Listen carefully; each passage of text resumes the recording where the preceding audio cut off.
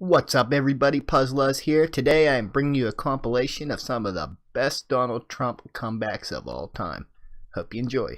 And I think more people should have that attitude, and I think you'd find a lot more accurate reporting, including yours. What was inaccurate so far?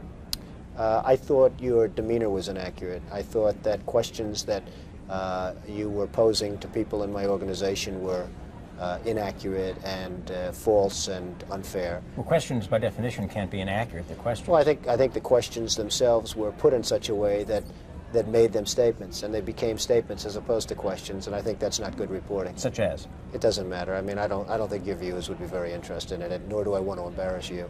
I never attacked him on his look, and believe me, there's plenty of subject matter right there. The entire early portion of the debate was Trump this, Trump that, in order to get ratings, Mr. Trump, it's not in order CNN. to get ratings, Mr. Trump, I was on CNN last night watching. Excuse me. I think it's very unprofessional.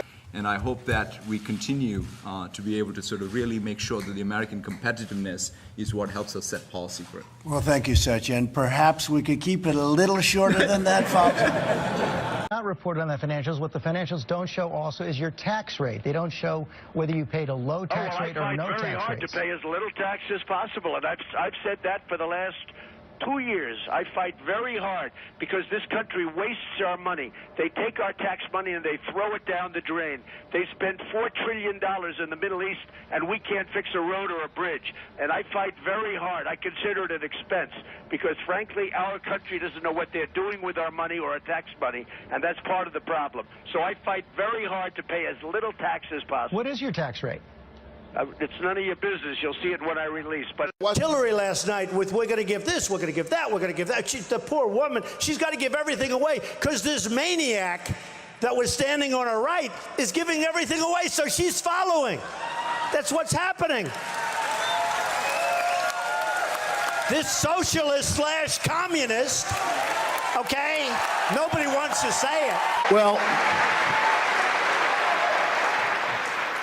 I also happen to call him a lightweight, okay, and I have said that, so I would like to take that back. He's really not that much of a lightweight.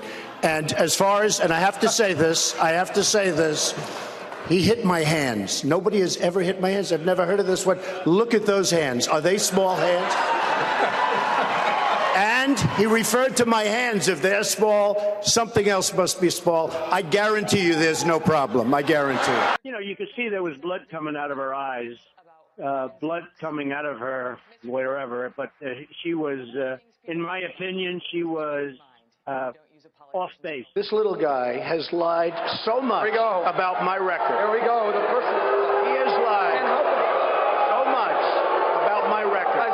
Mr. Rubio, Senator Rubio, why don't you let him And I will tell you this. First of all, I got a call from my sister and brother tonight, and they said, we had no idea Dad gave you $200 million. Believe me, I started off with $1 million. I built a company that's worth more than $10 billion. And I say it not in a bragging way, but that's the kind of thinking we need. Very low debt, tremendous cash flow. My financials are they're all in there with the federal elections. You've seen them. Everybody's seen them. I say it only because that's the kind of thinking this country needs with $19 trillion in debt. Said about language. 2 days ago, he said he would take his pants off and moon everybody, and that's fine. Nobody reports that. He gets up and says that, and then he tells me, oh, my language was a little bit rough. Okay. My language. Governor, matter of principle, and I'll tell you. You are the single biggest liar. You probably are worse than Jeb Bush. You are the single biggest liar. Matter of principle, and I'll tell you. You are the single biggest liar. You probably are worse than Jeb Bush. You are the single biggest liar. All right. This guy lied. Let me just tell you, this guy lied about Ben Carson when he took votes away from Ben Carson in Iowa, and he just continues. And today, we had robocalls saying Donald Trump is not going to run in South Carolina, where I'm leading by a lot. I'm not going to run. Vote for Ted Cruz. This is the same thing he did to Ben Carson. This guy will say anything. I understand the lines around the state, whatever that means. This is not a game where you draw maps and you around. Don't know what it means. The greatest single thing, in my opinion, that she's ever done is to get out of the email problem. I think it's incredible. She did a great job on that. And Hillary Clinton, through her incompetence, directly and indirectly created ISIS. And now she wants to get rid of it. She says, yes, we will fight ISIS. She's the one that created it. I mean, you see what happened today where Bill Clinton goes in the other day into an airplane. Just happened to be, just a coincidence, you know. He just happened to be at the airport at this time. Think of it. Just happened to be at the airport. You know, when I first heard the story, I said, no, you're kidding. I don't believe it. I thought somebody was joking. But it's not a joke. It's not a joke. It's a very serious thing. And to have a thing like that happen is so sad. And as you know, Hillary is so... He was begging for my endorsement. I could have said, Mitt, drop to your knees. He would have dropped to his knees. He was begging. Well, let me just, he wants to be a tough guy. A lot of times, you'll have, and it doesn't work very well with How tough is it to take property from an elderly woman? Let me talk. Quiet. How tough is it? A lot of times, that's all of his donors and special interests out there.